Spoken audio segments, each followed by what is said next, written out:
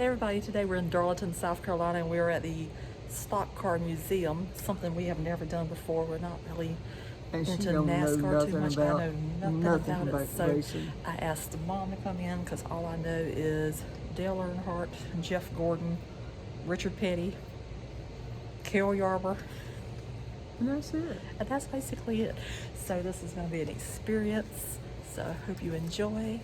So we're going to go ahead and go on through.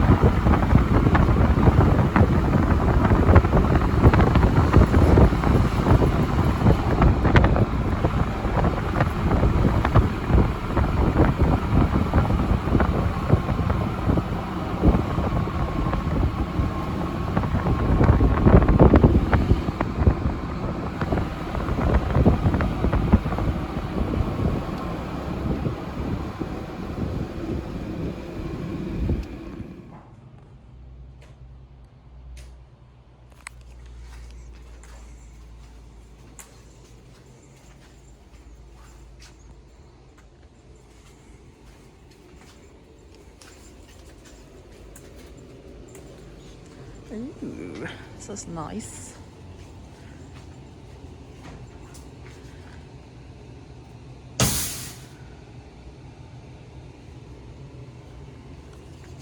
Here, hold this.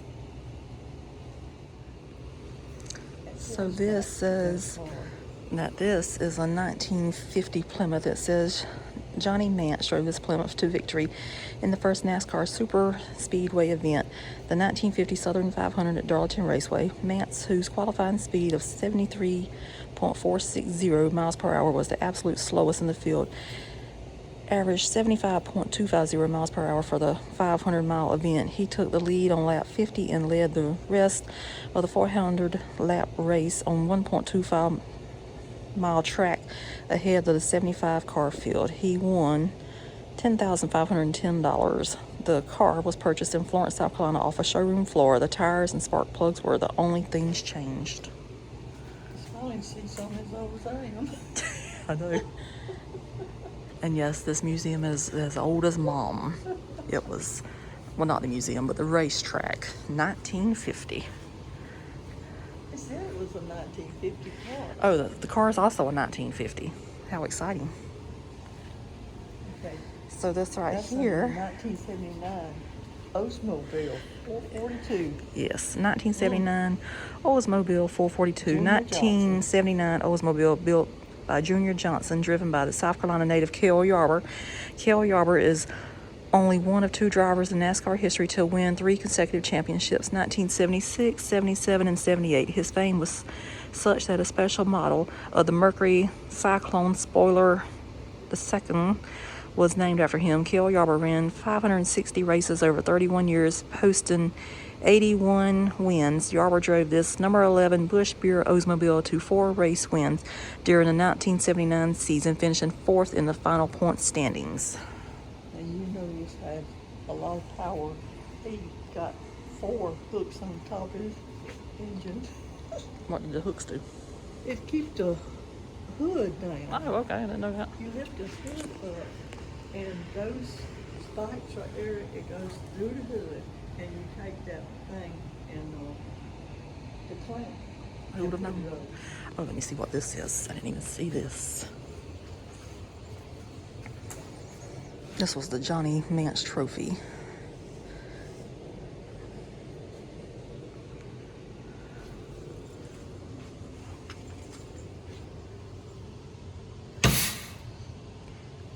So this is the history. It says originally the Darlington Stock Car Museum was called the Joe Weatherly Stock Car Museum. The name was changed following a major renovation and expansion project in 2003. Little Joe Weatherly had a reputation as one of the racing's most colorful characters back in the sport's early days, even earning the nickname the Clown Prince of stock car racing. But Weatherly was much more than a prankster. He was a serious competitor on the track with 2 wins at notoriously tough Darlington Raceway in 1960 and 1963. Weatherly was killed while driving at Riverside in 1964, but he left a legacy at Darlington that went beyond a couple of entries in the win column. The driver who, like so many others, began his career racing on dirt, had a real disdain for the fancy Indy cars so popular at the time, describing them as looking like cucumbers with hayraker wheels. That's funny. Just as Darlington Raceway had originally been constructed in 1950 to give stock car racing a platform to rival that of the Indianapolis 500, the museum was intended to do the same for the history of the still fledgling sport. After a visit to the Indianapolis Motor Speedway Museum, Weatherly suggested to his good friend Bob Colvin, then president of the Darlington Raceway, that he consider building a stock car museum in South Carolina. Colvin was not only liked the idea, but followed through with it. Following his friend's death, Colvin brought plans for the Joe Weatherly Stock Car Museum before the Raceway's board of directors, where they were unanimously approved. The facility was originally officially dedicated on May 2nd, 1965, and still stands as a testament to the greatness of the sport of stock car racing and those who compete in it. You see the tie down that's got on the hood. Look at that. They got it from the bumper to the hood. No, they want to make sure that one didn't go anywhere, didn't they? They didn't want the hood to fly over. So this says this is a 1957 Chevrolet. Did you know that the winningest car in the history of stock car racing is a convertible? While looking like a prop from a 1940s film, sits this 1950 Plymouth Johnny Mance drove to victory lane in the very first Mountain Dew Southern 500. Mance was the slowest qualifier for the race, which he eventually won by 15 laps over second place finisher Fireball Roberts. This 1957 Chevrolet convertible won 22 races in a single year, racing in the convertible series, plus 3 more races the same year with the top welded on, including the Mountain Dew Southern 500 at Darlington. So, it's pretty interesting. Oh, this one's pretty. I like this one. This one's got some style and some class. So I really like this one a lot. I would drive that. It's got hinges on it and then a clamp, and then they got the hood Yeah. and the bumper. 1949. So it says this is a 1949 Oldsmobile, and it says this is believed to be the oldest existing original NASCAR race car. The Oldsmobile was the first supercar in NASCAR competition, dominating races in 1949 and 1950, the early days of the sport. This car competed in the Sportsman Modified division from 1951 through 1961. Some of its famous drivers include Buck Baker, Gene Dura, Paul Goldsmith, Darrell Diringer, and Lee Petty. A true historic jewel from a bygone time, this Olds competed not only on the dirt tracks of the day, but it also made the transition to the super speedway era when it raced at Daytona International Speedway with Lee Petty at the wheel. This was also the first race car to use airlift shocks in competition and was restored by the Airlift Company in 1958 and raced until 1965. This car was the first to be put on display when the museum opened in 1965. It is on loan from the Bobby Griffin Bob Pemberton Trust. It's a nice car.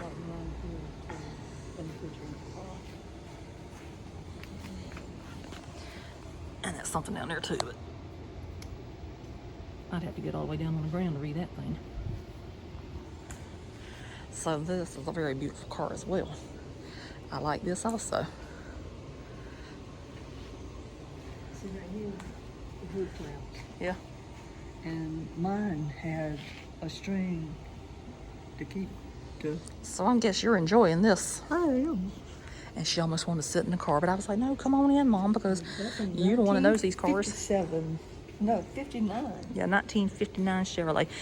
And it says this car, driven by Jim Reed, won the 10th Southern 500 at a record speed of 111.836 miles per hour, 9 miles an hour over the previous record. The Chevrolet record held until 1961 when it was broken by Nelson Stacy. Historically, this car in victory marked the first for Goodyear tires in major stock car competition and is donated by Goodyear Tire and Rubber Company. So you had the horsepower on top of the hood. Yeah, that's nice. I like that. 350 horsepower. 1993 Ford Thunderbird. Yes, this is a 1993 Ford Thunderbird, one of the last cars that Davey Allison drove before his death.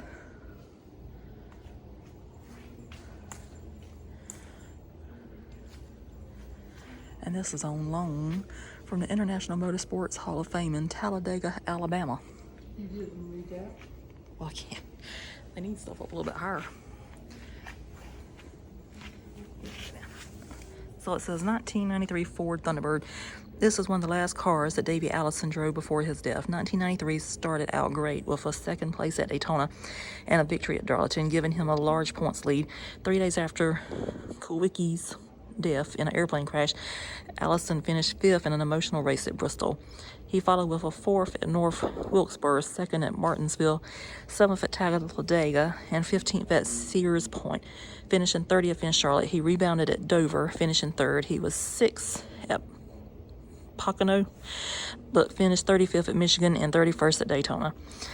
Halfway through the 1993 season, Davey was 5th in the point standing, but was 323 points behind leader Dale Earnhardt. Davey and the Robert Yates team were confident that they could put their early season struggles and inconsistency behind them and make a run for the championship in the second half, finishing 3rd at the inaugural race at New Hampshire.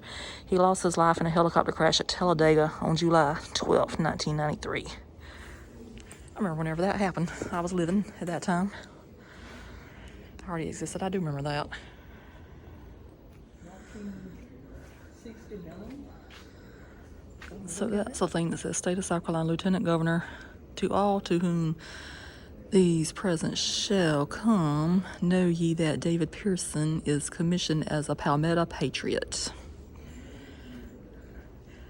And that looks like that was signed by possibly Andre Bauer. You see that wire? That first car I had, had a wire like that to the hood. Well, good Lord, Mom, what were you trying to do? Race people down the road? No. She was a thrill seeker. Thank God I never took after her in the driving department. The person that had it before I had it. Most I get it up to is, I admit, I go 90 miles an hour on I-95 most of the time. So this one says this is a 1966 Dodge Charger. David Pearson, also known as the Silver Fox, a 3-time NASCAR Cup champion, claimed 15 wins driving his famous red and white number 6. And if that's not right, I can't see that well. Cog Dodge Charger to take the 1966 NASCAR Grand National Championship. A fellow Spartanburg, South Carolina native, is the winningest driver at Darlington Raceway and was inducted into the NASCAR Hall of Fame in 2011. Second all-time on NASCAR's career victory list. Driver for Cotton Owens Garage from 1962 to 1967. Performance in COG races, 170 wins, 27. Well, okay, so it's the races, 170 wins, 27. Top 5. Looks like 81. Top 10, 113 poles, 22. Winner of the first NASCAR Grand National Championship in 1966. Oh, that was a struggle. I can't see that well. Ooh, it's a very nice car. So the next car up is a 1995 Chevrolet Monte Carlo. This race car was built in 1995 as a super speedway car by RCR, driven by the Intimidator Dale Earnhardt Sr. This number 3 car tested several times at Daytona and Talladega race highlights. February 1996 Daytona 500, finished 2nd. July 1996 Daytona, finished 4th. February 1997 Busch Clash, finished 3rd. February 1998. This was the first car to run under the lights at Daytona Beach. 26 laps on Saturday night, February 7th, 1998. Dale Earnhardt started the Pepsi 400 on October 17th, 1998 in 5th place and finished 10th. What's unique about this car was the reflective red and white tape that was applied to the car. RCR thought this was a good idea, being this was the first race under the new lighting system.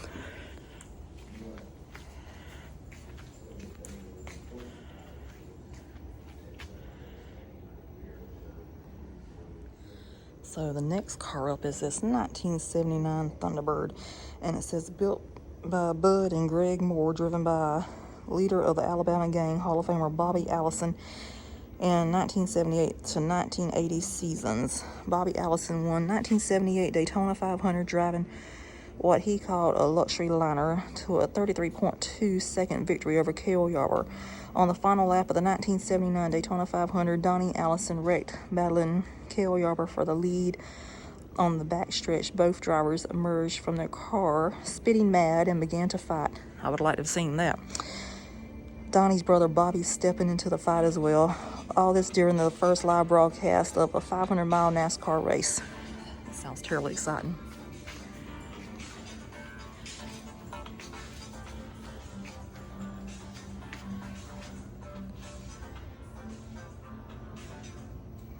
And this says, Mertran fixtures like this one literally light Darlington Raceway from the inside out. The project required 235 tons of concrete and 82 miles of wire and emits 1.8 million watts of power per hour, equivalent to the power of 12,300 blocks of standard residential street lighting. It's very, very powerful.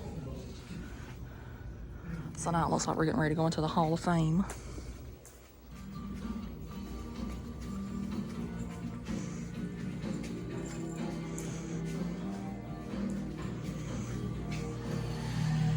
It says this is the National Motorsports Press Association Hall of Fame. In the rear of the building is the National Motorsports Press Association Hall of Fame, filled with photos, memorabilia, and interactive exhibits showcasing the sport of NASCAR racing and the personalities who have inhabited it over the years.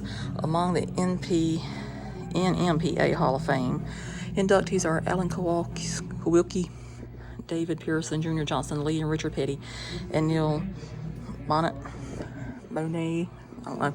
The NMPA Stock Car Racing Hall of Fame has been in operation since 1965. The National Motorsports Press Association consists of qualified members of the media who report on the sport of auto racing through affiliations with print, audio, television, and or internet news gathering organizations. Formed more than 40 years ago as the Southern Motorsports Association, the NMPA began as a small group of writers and broadcasters who primarily covered NASCAR and related stock car racing in the South. In addition to the Hall of Fame inductees and memorabilia, the NMPA Hall of Fame is home to the Richard Petty Driver of the Year Trophy and the Myers Brothers Trophy, two of the most significant honors awarded annually to an individual or group in auto racing by the NMPA.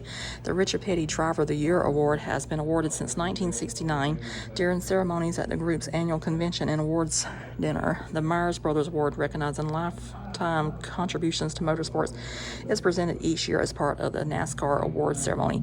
Also on display in the Hall of Fame are two trophies: the NMPA Most Popular Driver Award Trophy, the only major NASCAR award determined solely by the fans, is presented each year, and the NMPA Spirit Award Trophy, recognizing individuals or groups that perform charitable acts or display courage under adverse circumstances.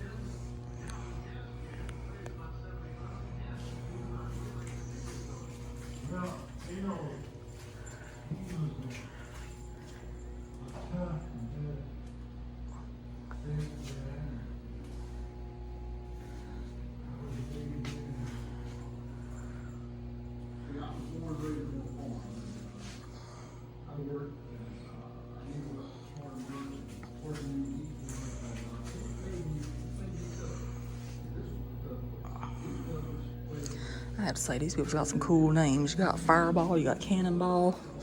It's pretty cool.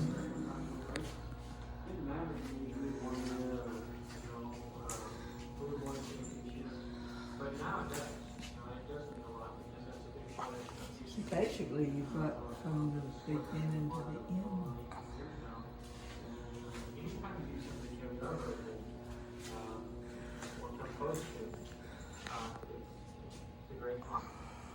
If you'll talk to drivers, they'll tell you that some of them think winning at Darlington is one of the most highly intensive they're from. Jeff Gordon, one year, I'll never forget, from Jeff Gordon one year on this crew chief and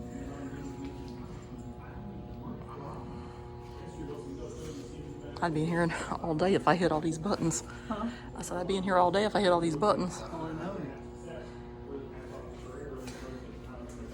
You got that one? Mm-hmm. I'm pretty sure I did, but if not, I'll back over there again.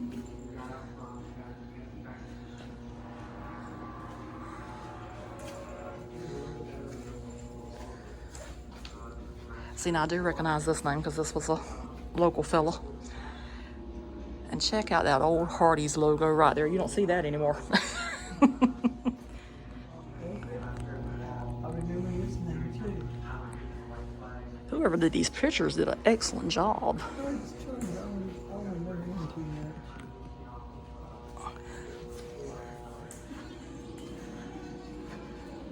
Have you got him? Yeah. I'm trying to get everybody.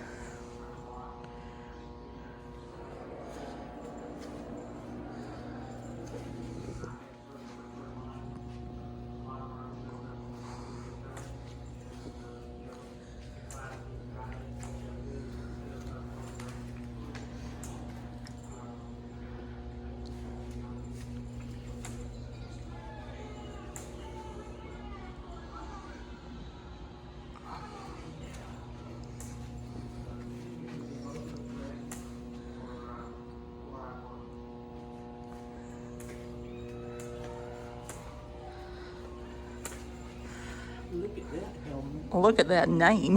What kind of name is that? Pontiac. That is a super cool name. If you got to have a name, why not be called that?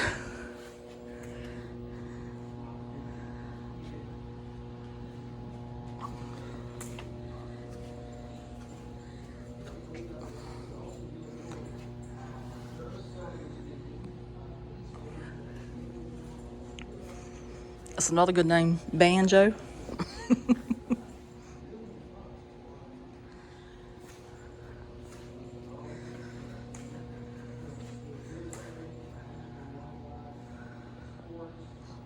Never heard of some of these people.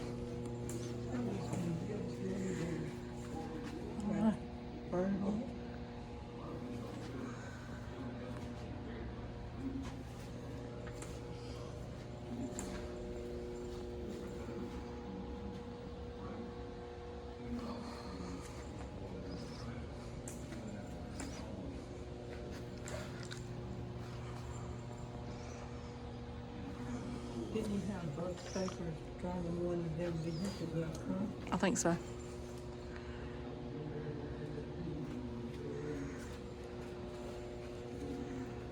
I already got him.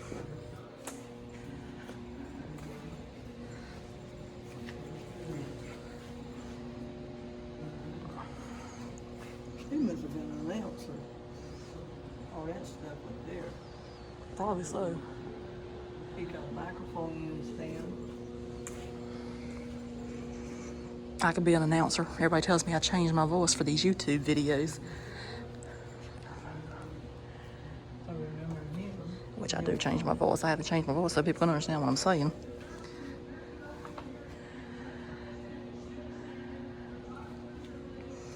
Because the Southern is real and it is strong in my voice.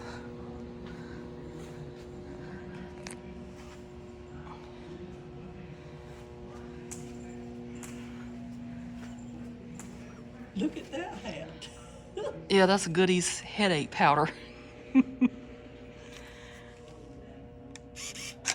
He has suspenders too. Yep, and he's even got that hat on in that picture right there.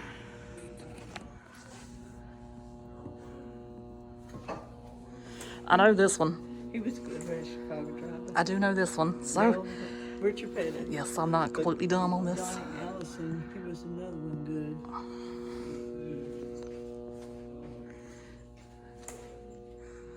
Terry LeBlanc, one right behind him. He's also good. Yeah, I've heard of him. Beat it, Thomas. I don't remember him. I should. So this is one of the guys that got into a fight from that car we were reading back there. The Allison brothers, they got into a fight with Carol Yarber. I'd love to have seen that, but I was not alive at the time. So, I think I already got him. Now this is a super sweet thing. Southern biscuit flour, oh my lord. They had to where their sponsors was put on their uniform. I don't even know what Southern biscuit flour is. And the hats.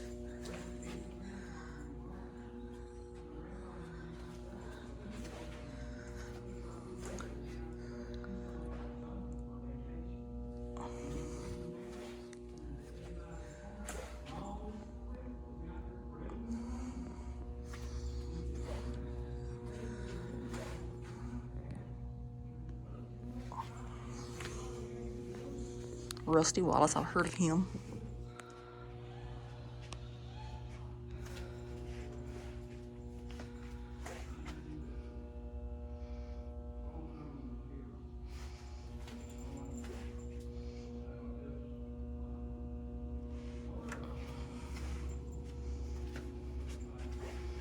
He doesn't have anything in his. He must have done it. Hit the button. See what he is. James Kenneth Buddy Parrott came to NASCAR in the mid-1960s as a crewman and quickly rose to the top as a talented and innovative mechanic. The native of Gastonia, North Carolina, was part of the 1970 championship season with driver Bobby Isaac behind the wheel, with crew chief Harry Hyde making decisions in the garage and on pit road, and team owner Nord Krauskopf supplying his bright red number 71 Dodges.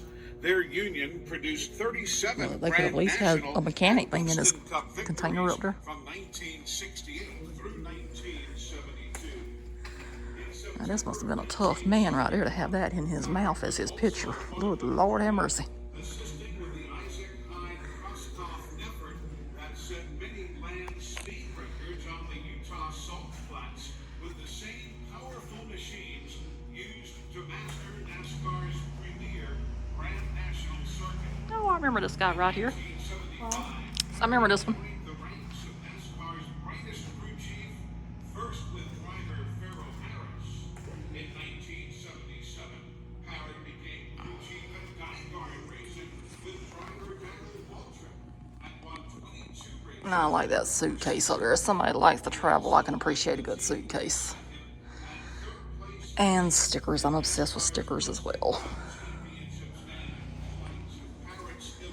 He doesn't have anything in his either. Was leading the Mike Kerr Motorsports team to Petty's 199th career victory at Dover, Delaware, as well as his 200th career victory in the Firecracker 400 at Daytona International Speedway.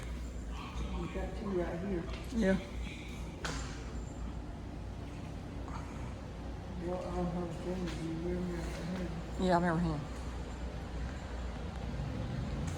He's been very popular in my lifetime.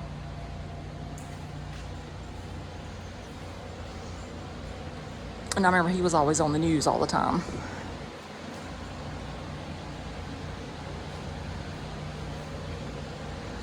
Oh, you remember him also.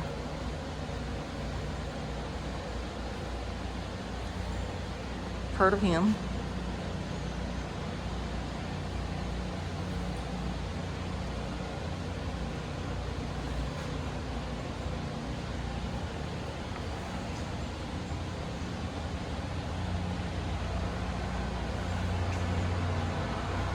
And obviously I know Jeff Gordon, oh my Lord.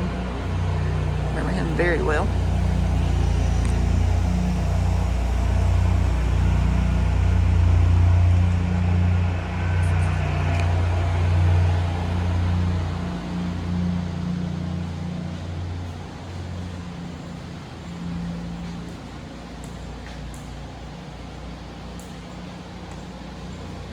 It says Bill Elliott on that car. Oh, he won $1 million. I'd be proud of that car too if I won $1 million.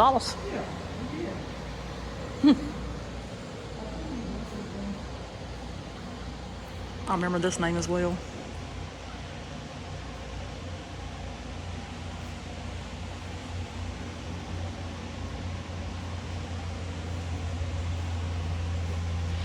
And this says, on behalf of the National Motorsports Press Association and the members of its Hall of Fame, this room is respectfully dedicated to automobile racing fans everywhere.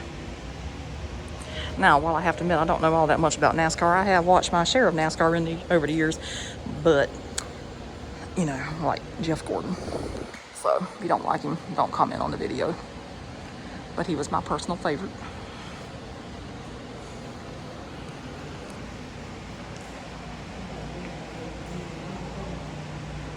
I'm gonna take my picture beside that $1 million car.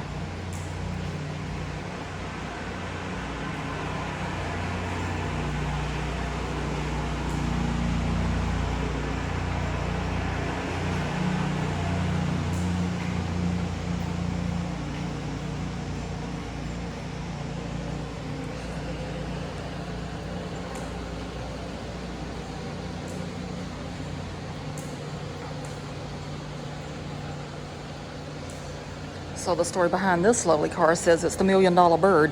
This 1985 Thunderbird, piloted by Bill Elliott, won the 1985 Southern 500 and the $1 million bonus awarded by R.J. Reynolds Tobacco Company for winning 3 of the Big Four Winston Cup races: the Daytona 500, Winston 500, and Southern 500. Bill and the Coors Millen Bird also won 8 other races, 11 pole positions, and more than $2.4 million in 1985. This car and its restoration is a gift from Harry Millen and Millen Racing Enterprises of Jackson, Michigan.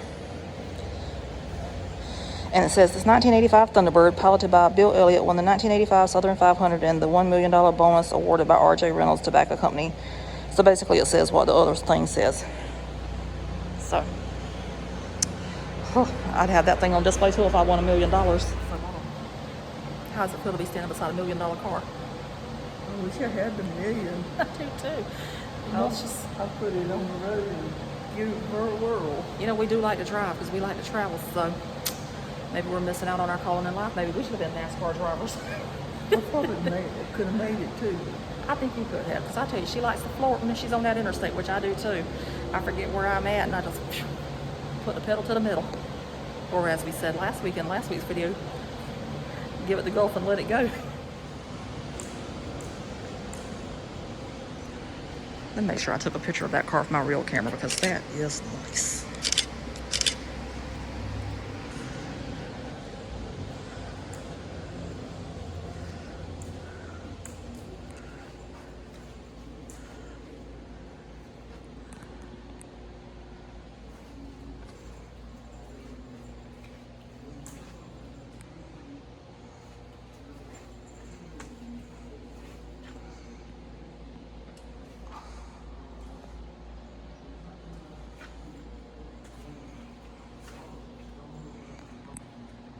It must have been a big thing with Folgers hats, because both of those have Folgers hats.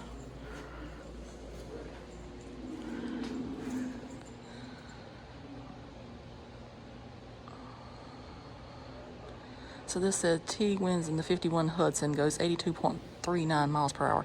Teague was king of the beach in the early 50s, winning the 1951 and 52 beach races at Daytona in his famous Teague mobiles. The Hudson Hornet Marshall secured factory backing from Hudson, the first factory supporting stock car racing. He went on to win 7 GN events in his NASCAR career. Teague also developed the Hudson Twin H carburetor and many other improvements.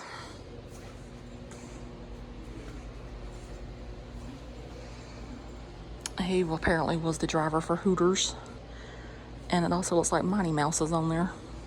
That's such a combination.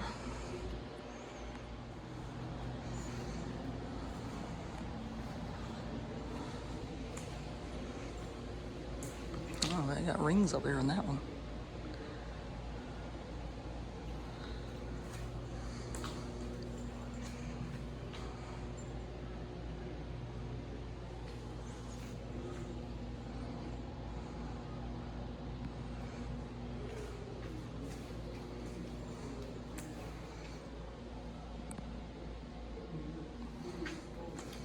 Heard of this name also.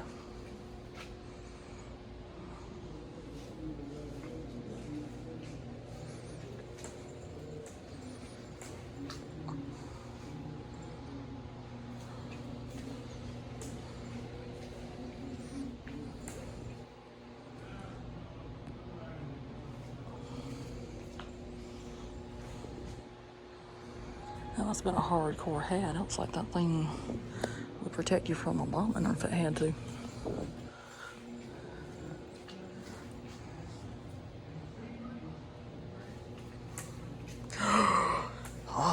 Oh, I thought the thing said Smoky Bandit Racing. It says Skull Bandit Racing. I got excited for nothing.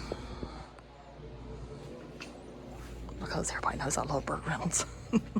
Smokey and the Bandit's by far probably like in my top 3 movies.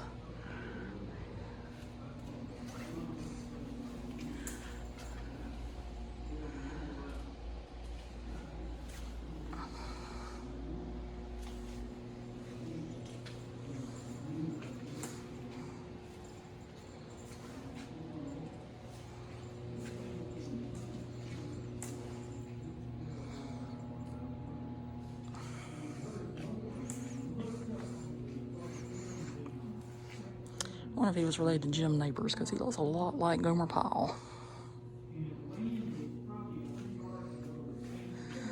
Ooh, check out those super sweet boots up there.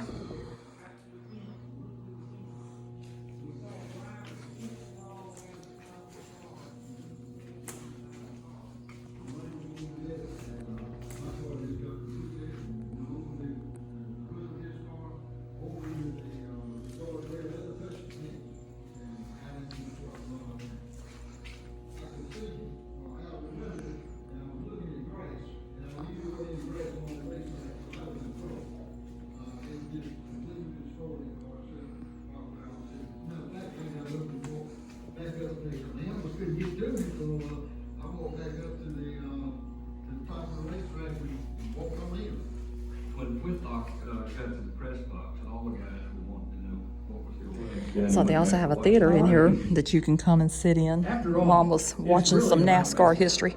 And no matter what series you compete in, preparing for and racing at Darlington demands precision and focus.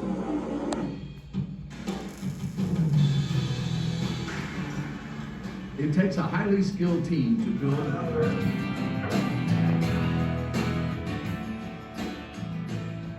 The primary and backup cars make their way to the track. And on arrival, the team springs into action. Driving, history, and charm, Darlington is a destination for diverse NASCAR fans. In a sport where more than 40% of the fans are women, Darlington produces one of the great American spectacles. We have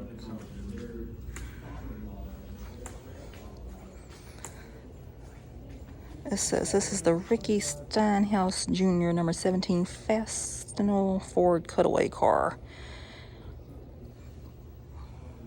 So I guess that's how the race car looks whenever you strip it down.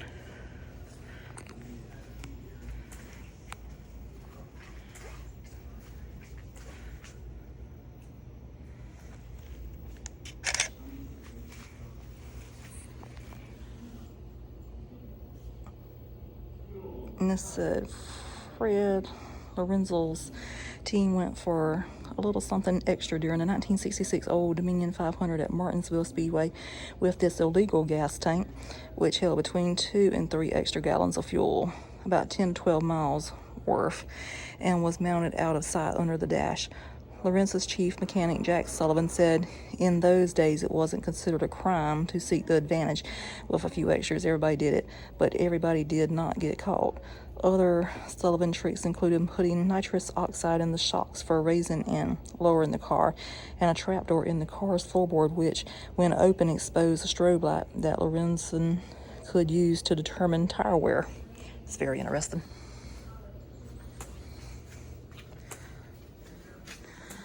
And here's a case that says it's only illegal if you get caught.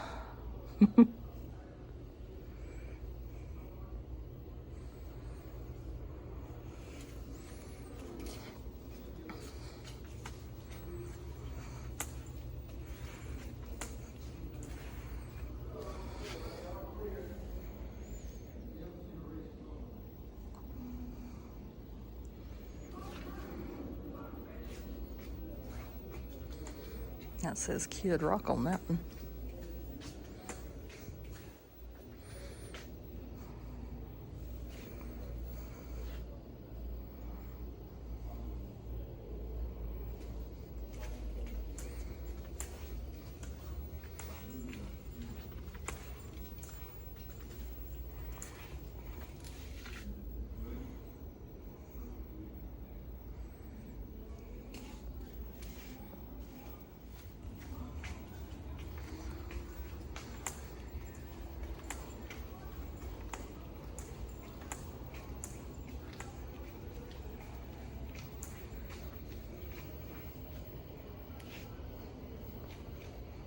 It says this is a 2004 Monte Carlo Elite. In 2004, Tony Stewart raced to a 5th place finish in the number 29 Kid Rock Chevrolet Impala at Charlotte Motor Speedway's NASCAR's Busch Series, owned by Kevin Harvick Incorporated. This was the first race car built for the new team created by Kevin and his wife, Delana.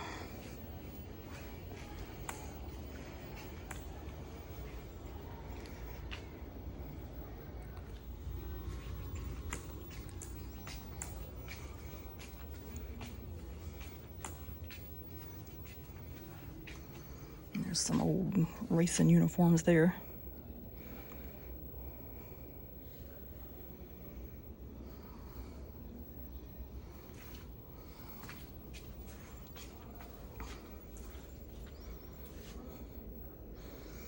And that's a bust of Bob Coven. It says Robert Edgar Coven for his unparalleled contributions as a founder, board member, and inspiration for the Southern 500 Industries. And it says Bob Coven, a man ahead of his time, was Bob Coven, Darlington Raceway's second president from 1952 to 1967. He was NASCAR's ultimate promoter, the P.T. Barnum of early stock car racing. No matter how outlandish or impossible any idea may have been, if it could sell tickets, Coven would try it. His efforts to publicize the historical facility put Darlington Raceway in the city of Darlington on the national map. A fun-loving Southern gentleman with a kind heart, Coven made sure that the track was a pillar of the community, and its commitment to public service was unmatched. Always sporting a huge smile, Coven loved to have fun and was known as a practical joker by competitors and fans. One of his favorite targets was good friend driver Joe Weatherly, who was the same breed of man as Coven.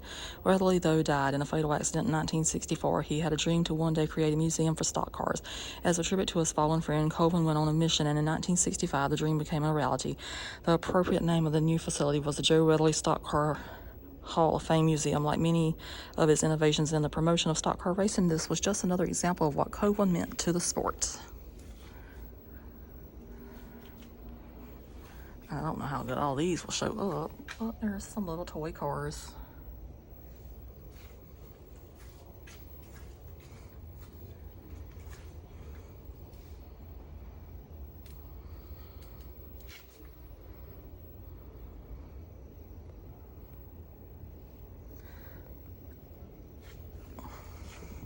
It says this is the Legends of Darlington.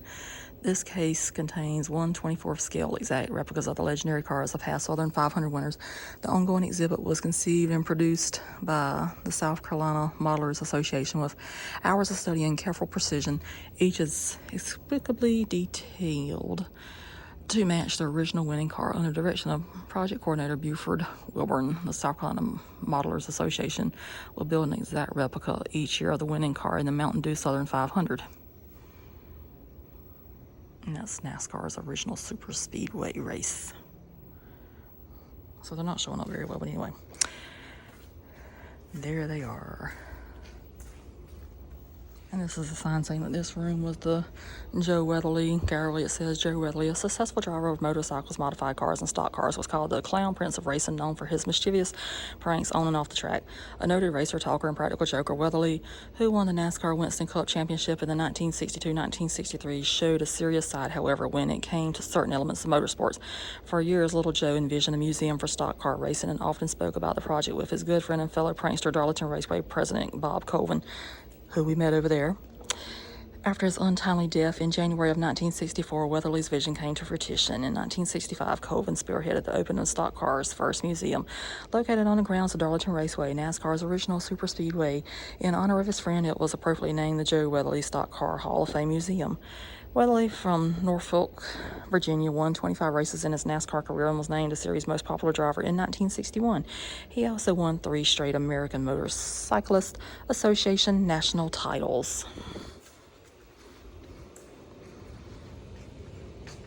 And now we're pretty much back to where we started, so we're going to see the final cars. Mom is sitting down. She's like, will you hurry up, please? Now this car right here would excite a lot of people. Mom says it has a flat tire, but there's plenty of people that I know that drink Crown Royal, so they'd probably be excited about this thing. What model is that? It's a 2006 Pontiac Trans Am. It's a Trans Am. So, we got Smokey in the Bandit car. It says in 2006, Tony Stewart won the International Race of Champions championship in the Series 30th and final season driving this Pontiac Trans Am. In winning the IROC championship, Stewart defeated racing superstars from different forms of auto racing, such as the Indy Racing League, World of Outlaws, Grand Am, Sports Car, NASCAR Grand National, and NASCAR Truck Series. And it would be Stewart's only IROC championship, and this Pontiac Trans Am was driven by Stewart. 2 wins at Texas and the road course inside Daytona International Speedway, winning half of the events of the Series 4 races 2006 schedule.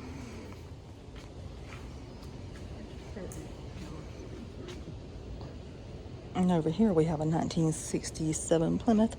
In 1967, Richard Petty won his second Grand National Championship, and winning that 67 championship, he won 27 races, winning 10 in a row. Out of 48 starts that year, he finished in the top 5 38 times and in the top 10 40 times, earning $130,275,000, which was a record at that time. Petty used 2 cars that season.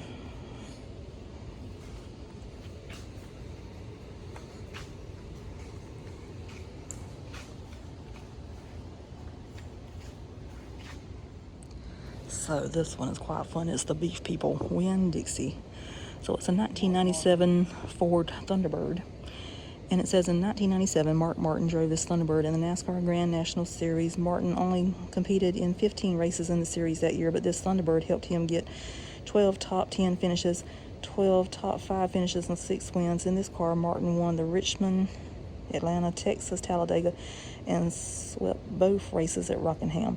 Martin would go on to win a record 49 total Grand National Series races until the record was broken by Kyle Busch in 2011. Martin was inducted into NASCAR Hall of Fame in 2016.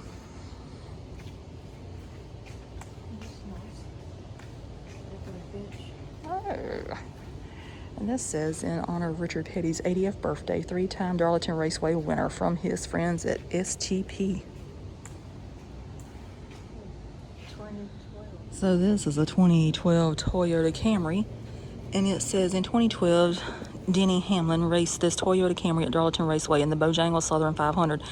Hamlin led 56 laps that night and would finish second place behind Jimmy Johnson. The paint scheme on the car was a special tribute to 5-time Bojangles Southern 500 winner and South Carolina native Cale Yarborough.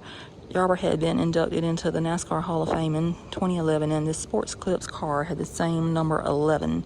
The same number 11 font, colors, and paint scheme of Yarborough's 1973 Bojangles Southern 500 winning car.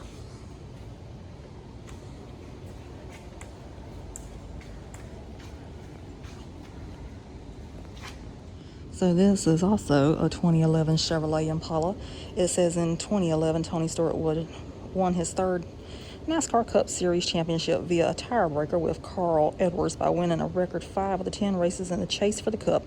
This Chevy Impala was one of the cars Stewart drove to claim his 3rd Cup Series crown. Stewart had not won a single race in the 26 races leading up to the chase, yet won the final race of the 2011 season in the championship at Homestead Miami Speedway. Edwards finished second into the race at the Homestead Miami to Stewart, and second in the final 2011 championship standings to Stewart. Yes, so here we have the beautiful state of South Carolina, and it says Darlington Raceway established 1950. So ta-da! It shares a birthday with you. Of course. Something to be proud of. It is to be alive. Well, it's still going and you're still going too. I am too. So this looks like different trophies that has been won. And this right here shows how crowded it gets whenever they're having a race. And these over here, I don't know if I covered this, but those were engines. I think that's what it said. And it says this right here is a piece of the original start-finish line. And it says, in 1997, the orientation of the track was flipped so that start-finish line moved from the north to the south stretch. This was done with the intention to place more spectators who would be seated in the newer grandstands already built on planned on the side where the most unencumbered land was available, as close to the most exciting racing action. In 2007 through 2008, Darlington Raceway received upgrades, including repaving. This is a section of the original start-finish line removed when track was flipped in 1997. So there's a piece of history. And this right here shows the Darlington Raceway presidents.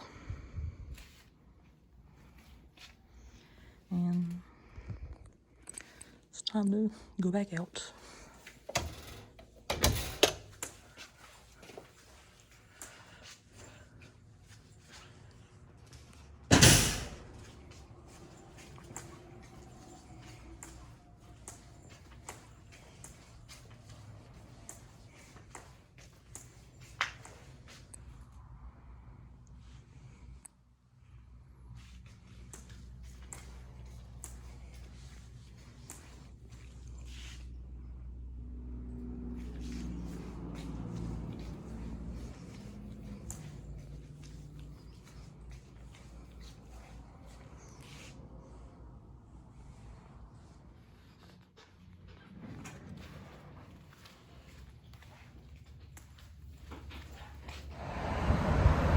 So I just got out the museum, and I have to say that was definitely worth the $8.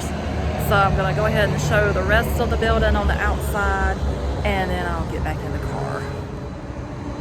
So this says Darlington Raceway. Darlington Raceway, the first super speedway in NASCAR history, was constructed in 1950 by Harold Branston, a local race promoter who saw an asphalt paved track as an advance over the standard dirt tracks and wanted a 500-mile stock car race to rival the Indianapolis 500. On September 4th, 1950, the new mile-and-a-quarter raceway hosted the first Southern 500, a 400-lap race in which 75 cars raced at top speeds of 80 miles per hour.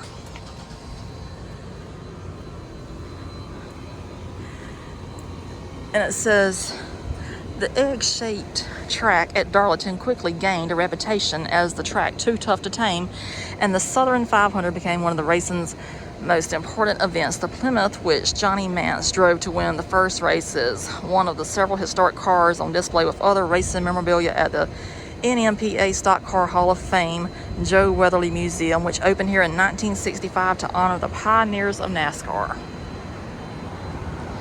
And I have to say, I was impressed. Been coming by here for years and never stopped, but it was definitely worth the stop.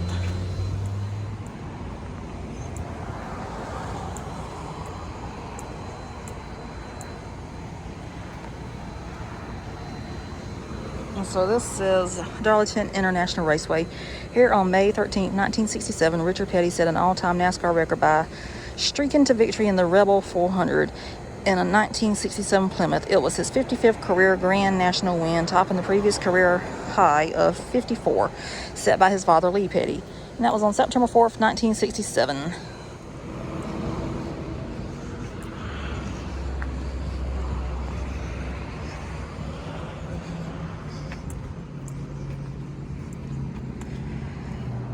This wayside says Darlington Raceway, famously referred to as the track too tough to tame. Darlington Raceway annually draws over 100,000 spectators. Ticket holders travel from all 50 states and several foreign countries to watch the top stock car drivers in the world battle door to door for their chance to win the famous NASCAR Sprint Cup Series Southern 500.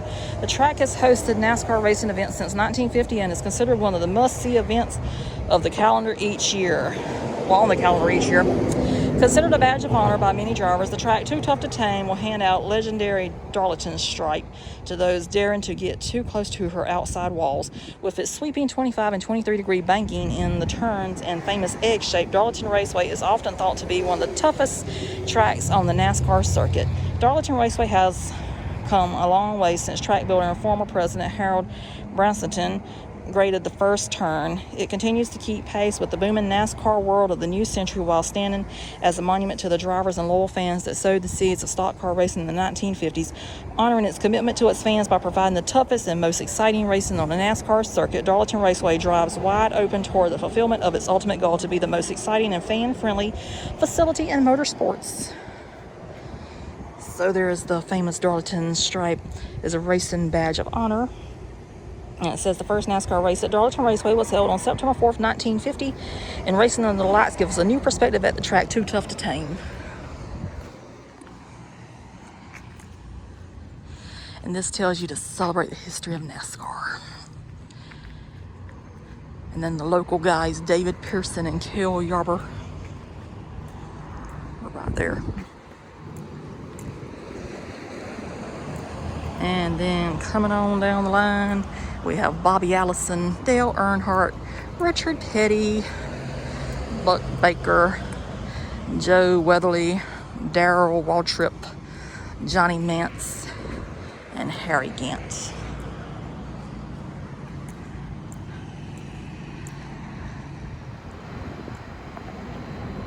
And that might be a better angle of that sign than what I got a while ago whenever I was walking the other direction. But there's a sign out there at the road. It lets you know that the Cookout Southern 500 is September 4th, 2022, and the tickets are on sale now. So if racing is your thing, you can go ahead and get your tickets.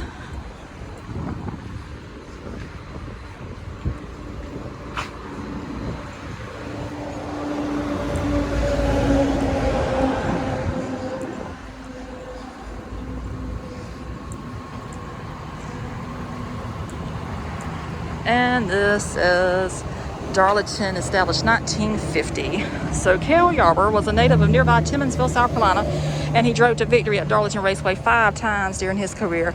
All of Yarber's victories came from the Southern 500, setting a record that was later tied by Jeff Gordon in 2002.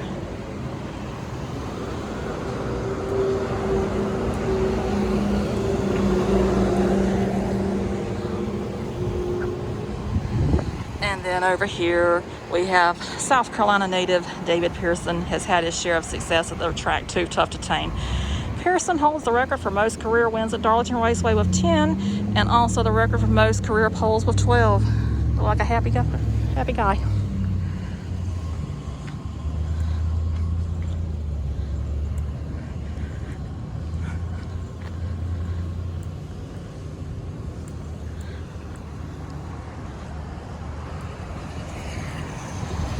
So since I walked this far, I might as well go ahead and show the sign.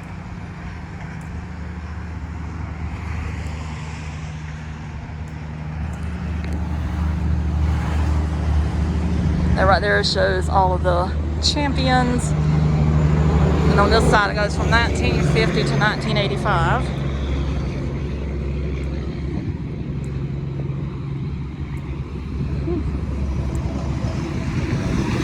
And on this side it goes from 1986 all the way down to 2021. So they soon going to have a bigger sign because they're running out of space. Anyway, this is the Darlington Raceway.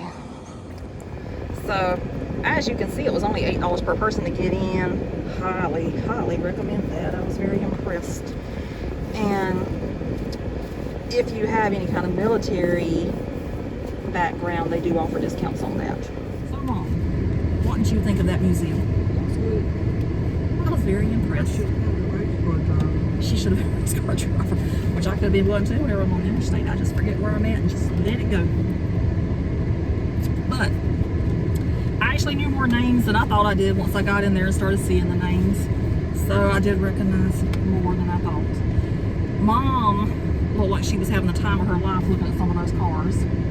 Brought back memories, I guess. Well, the first car I had, you had to unclip the rods on top of the car when you raised the hood. And then it had a metal wire to hook back in. That was not to keep me from driving the hood. Throwing the hood off. See how she's defending herself that quickly? Just lets you know she drove fast in her younger days. She does in her older days too, though. Good Lord. Don't let anybody tell you that whenever people get older, they slow down, because they don't. I be looking over sometimes. She's got that thing in the wind. That's why they put gas in the car.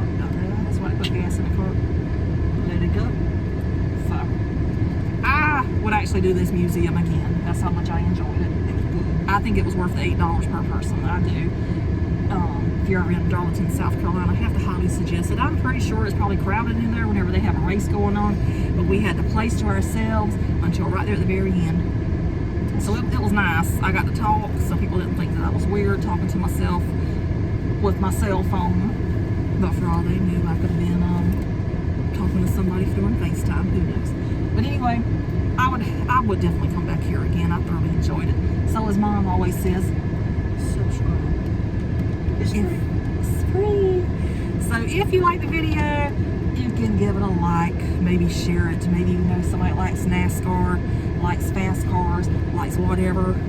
Maybe they've been to Darlington. Maybe they've been on the track Too Tough to Tame, the Lady in Black, a Southern 500 that's had many names over the years. It's been the Bojangles, it's been the Mountain Dew, now it is the Cookout 500. So I have to highly suggest coming here. So once again, if you have made it this far, thanks for watching. Hope you enjoyed the video. And if you didn't, as I always say, there's nothing I can do about that for you. So I know I'm not for everybody, but hopefully you enjoyed the video.